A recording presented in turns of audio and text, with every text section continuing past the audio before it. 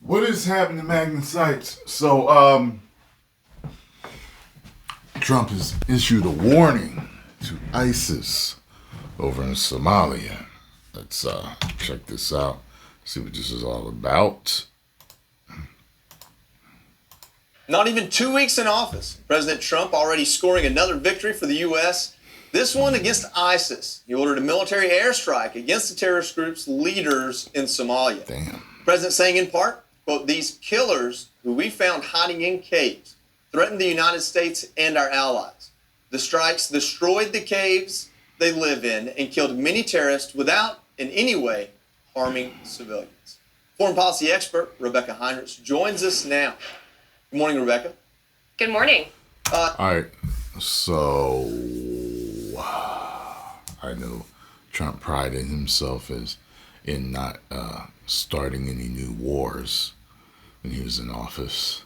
I hope he has not started a new war with this. Remember, I said I would be watching him to see if he was going to do what he said he was going to do. Keep us out of wars and end the war in Ukraine. So I look at this and I'm reading, there are people arguing that this was more of a show of force than a strategic move. Do you have any insight as to how important this airstrike was?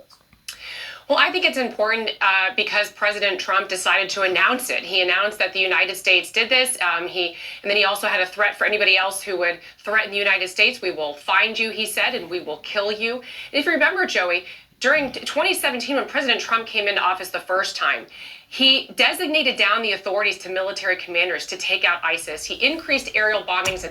That's a Liam Neeson moment waiting to happen, but I'm going to leave it alone because this is serious. And uses of special forces. And the effect of that was the successful destruction of the ISIS caliphate within about a year, 95% of it. And so during the Biden administration, you've seen ISIS grow back. And so now the Trump administration has to come in, reestablish itself, get back in the game, and to say the United States is not going to tolerate this, and we're going to go back to destroying terrorists that threaten Americans.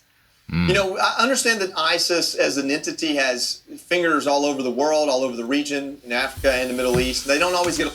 I'm worried this could cause a problem. Oh, God. I hope not. along, but it was ISIS-K that we're told orchestrated the attacks in 2021 at the air base. And then we have an ISIS group here in Somalia. We also have other groups in Somalia. We also have an ISIS-inspired attack in New Orleans. Is this kind of messaging that President Trump, hey, I destroyed the caliphate my first time around? It was making me wonder because those attacks were like supposedly linked to ISIS, and like I was like, I wonder if this is kind of like a get back on what happened in New Orleans and what was it, Nevada? I'm going to destroy all of you this time around. Are those things connected? Is this being his first military action? Is that because of what happened in New Orleans and what happened at the air base? I think it's related, Joey, because the way it works is ISIS grows. As you said, you're always going to have terrorists, Islamic terrorists around the world.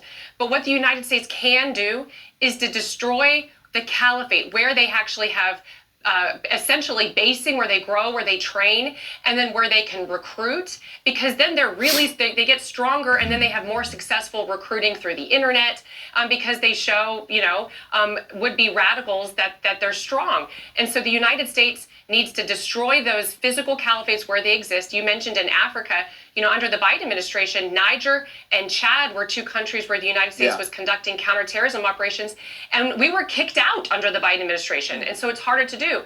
So now I think it is important for the Trump administration to say, we're going to destroy you where you are, and you're not going to have successful recruiting because we want to secure America's borders here at home and make sure Americans are safe. Yeah, I won't lose a minute of sleep over some terrorists getting killed. I kind of like it. So, Rebecca Heinrichs, thank you so much for joining us. Thank you. I'm Steve Ducey. I don't like none of it. I don't like none of the killing on either side. But I guess they need to be stopped in some form or fashion.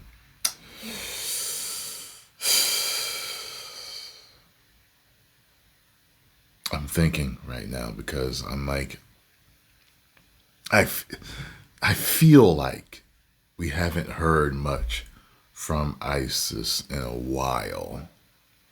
But I don't watch the news like a lot of you do. I'm just wondering if this is going to cause a problem. He might have had to show some force. He might have had to. It may have been the right idea to make sure that they're not growing, not getting too big and everything. But yeah, I'm thinking it probably was related to those. With that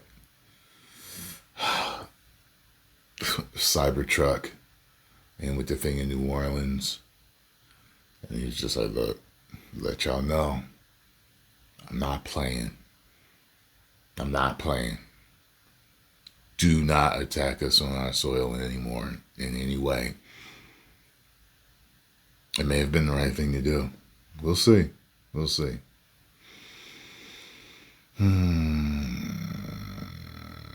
Post the comments down below. Let me know what you think. Any details I might not know about, might not have heard about.